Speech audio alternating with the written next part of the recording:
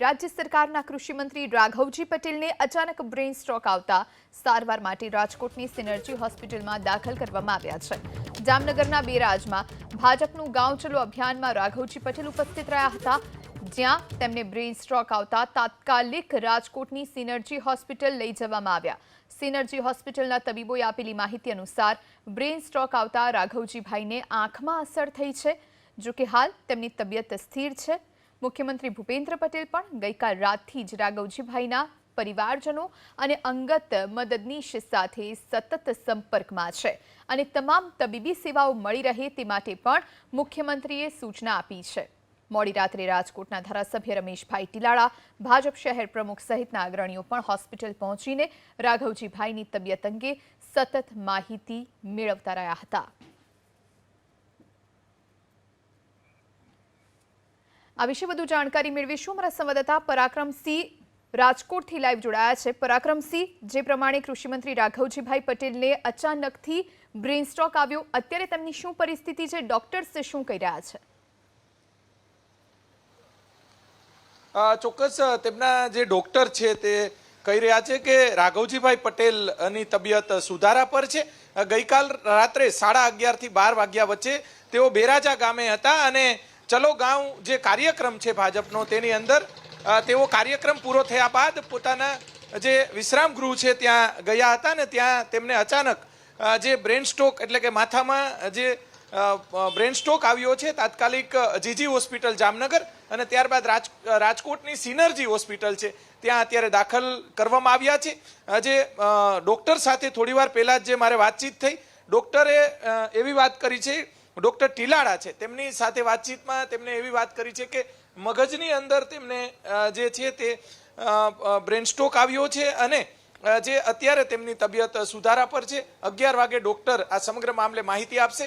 રાજ્યના મુખ્યમંત્રી ભૂપેન્દ્રભાઈ પટેલ છે તેમને પણ ગઈકાલ રાત્રે રાઘવજીભાઈના પરિવારજનો, એમના જે દીકરા છે એની સાથે વાત કરી। સાથે સાથે રાજકોટના ધારાસભ્ય, શહેર ભાજપના પ્રમુખ મુકેશભાઈ દોશી, રમેશભાઈ ટીલાળા, આ તમામ જે આગેવાનો છે તે પણ રાજકોટની સિનર્જી હોસ્પિટલ તાત્કાલિક પહોંચ્યા હતા।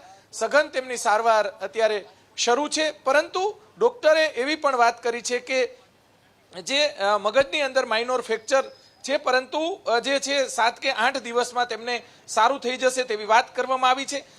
જે ગઈકાલ રાતે અચાનક જે છે તેમની તબિયત લથડતાની સાથે જ જે જામનગરની હોસ્પિટલમાં દાખલ કરાયા હતા અને તેમના જે સગા સ્નેહીઓ અને તેમના ઠેકેદારો પણ ગઈકાલ રાત્રે આવ્યા હતા। જામનગર, ધ્રોલ અને આસપાસના જે ગ્રામ્ય વિસ્તાર છે ત્યાંથી પણ આવ્યા હતા।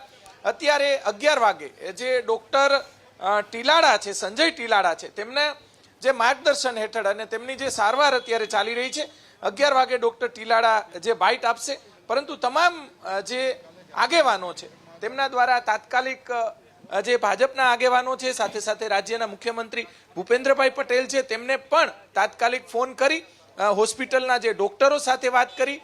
ત્યારબાદ રાઘવજીભાઈના પરિવારજનો અને રાજકોટના અને જામનગરના જે ભાજપના આગેવાનો છે તેમની સાથે પણ તેમને વાત કરી હતી। જી આભાર પરાક્રમસિંહ, આપ જોડાઈને તમામ વિગતો આપી તે માટે। તો ગઈકાલે રાત્રે તેમની તબિયત અચાનક લથડી ગઈ અને તેમને તુરંત પહેલા જામનગર હોસ્પિટલમાં લઈ જવામાં આવ્યા અને વધુ સારવાર માટે રાજકોટ ખસેડવામાં આવ્યા છે। ધારાસભ્ય રમેશભાઈ ટીલાળા આપણી સાથે ફોન લાઈન પર જોડાયા છે। રમેશભાઈ, આપનું સ્વાગત છે। રાઘવજીભાઈની તબિયત હાલ કેવી છે? આપ પણ હોસ્પિટલ પહોંચ્યા હતા? હા, રાઘવજીભાઈની તબિયત ખૂબ સારી છે। બોલી પણ વાતચીત પણ કરી શકે છે, બીપી પણ કંટ્રોલમાં છે અને ખૂબ બાવસ ડોક્ટર છે સંજય ટીલાળા કરીને એની સારવાર કરી રહ્યા છે સિનર્જી હોસ્પિટલમાં અને અત્યારે સંપૂર્ણ કંટ્રોલમાં છે બધું। રમેશભાઈ, મુખ્યમંત્રી સંપર્કમાં? હા, મુખ્યમંત્રી સાહેબ સંપર્કમાં છે। એનો આગ્રહ પણ એવો છે કે મતલબ કે ટ્રાન્સફર કરવા પડે એમ હોય બોમ્બે કે અમદાવાદ તો મને કયો એમ, એટલે હવે અત્યારે મેં ડોક્ટરે જોઈન્ટ મીટિંગ કરી અને હું હોસ્પિટલે જ પહોંચું છું, રસ્તામાં છું અને પછી નિર્ણય લેશું, પણ એવું કઈ લાગતું નથી અત્યારે। જી રમેશભાઈ, ડોક્ટર કહી રહ્યા છે લગભગ 1 અઠવાડિયામાં સ્થિતિ વધારે સુધરી શકે છે?